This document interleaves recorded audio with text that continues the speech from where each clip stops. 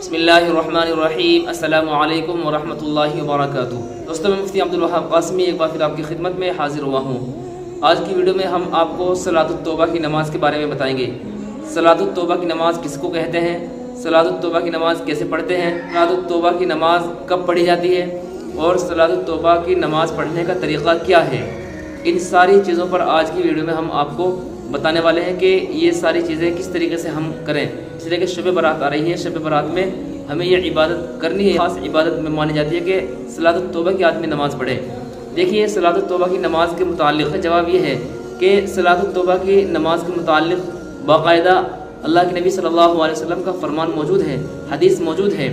مشکات المصابیح کے اندر یہ روایت موجود ہے۔ عن علی رضی اللہ تعالیٰ عنہ قال حدثني ابو بکر وصدق ابو بکر رضی اللہ تعالیٰ عنہ قال سمعت رسول اللہ صلی اللہ علیہ وسلم ما من رجل يذنب ذنبا ثم يقوم فيتطهر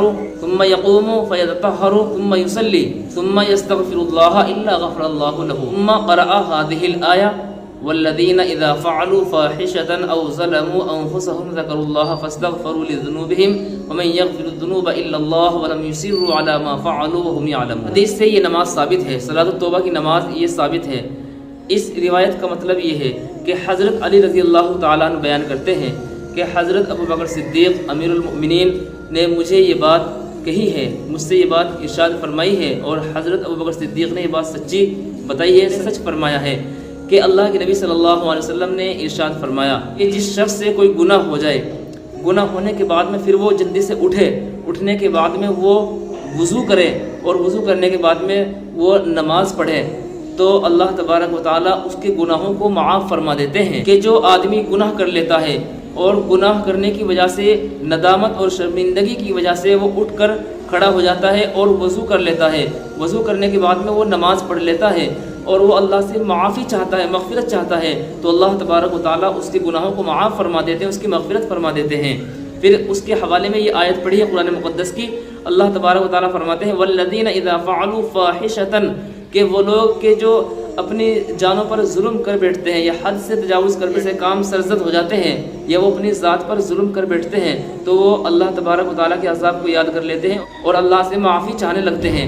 تو یہ اس روایت کا اور اس آیت کا مطلب ہے جو میں نے آپ لوگوں کو بتایا ہے۔ تو صلاۃ التوبہ کی نماز حدیث سے ثابت ہے، یعنی جب انسان سے کوئی غلطی ہو جائے اور اس سے گناہ ہو جائے تو سب سے پہلے شرط یہ ہے کہ وہ آدمی آئندہ گناہ نہ کرنے کا عزم کر لے۔ 3 کام کرنے پڑتے ہیں۔ پہلا کام یہ ہے کہ جو گناہ ہوا ہے اس پر شرمندہ ہو جائے، ندامت ظاہر کرے کہ اللہ مجھ سے غلطی ہوئی ہے۔ دوسرا یہ ہے کہ اللہ سے توبہ کر لے کہ اللہ میں توبہ کرتا ہوں، یہ جو غلطی ہوئی ہے، یہ گناہ ہوا ہے۔ تیسری بات یہ کہ آئندہ عزم کر لے کہ آئندہ یہ گناہ کبھی نہیں کروں گا، تو یہ 3 کام انجام دے لے، اور اس کے بعد میں وہ وضو کرے، اور وضو کرنے کے بعد میں 2 رکعت کی نماز کی نیت باندھ لے، نفل پڑھے، اور اس کے بعد میں اللہ سے خوب استغفار کرے، خوب معافی چاہے۔ یہ شب برات والی رات ہے، اس میں اللہ سے خوب معافی مانگے۔ ویسے بھی یہ بخشش والی رات ہے، تو آپ لوگ اس میں خوب زیادہ اللہ سے استغفار کریں، خوب زیادہ اللہ سے معافی چاہیں۔ صلاۃ التوبہ کی نماز پڑھنے کا کوئی خاص طریقہ احادیث میں نہیں آیا ہے، اس کا طریقہ وہی ہے جس طریقے سے عام نوافل پڑھی جاتی ہے۔ البتہ بہتر یہ ہے کہ جب آپ صلاۃ التوبہ کی نماز پڑھیں 2 رکعت، تو سورہ فاتحہ کے بعد میں پہلی رکعت میں سورہ فاتحہ کے بعد میں سورہ قل یا ایھا الکافرون پڑھ لیں۔ قل یا ایھا الکافرون لا اعبد ما تعبدون ولا انتم عابدون ما اعبد ولا انا عابد ما عبدتم ولا انتم عابدون ما اعبد لکم دینکم ولی دین۔ آپ اس سورت کو پڑھ لیں، اور اگلی رکعت میں یعنی دوسری رکعت میں سورہ فاتحہ کے بعد میں سورہ اخلاص پڑھ لیں، قل هو اللہ احد اللہ الصمد لم یلد ولم یولد ولم یکن له کفوا احد۔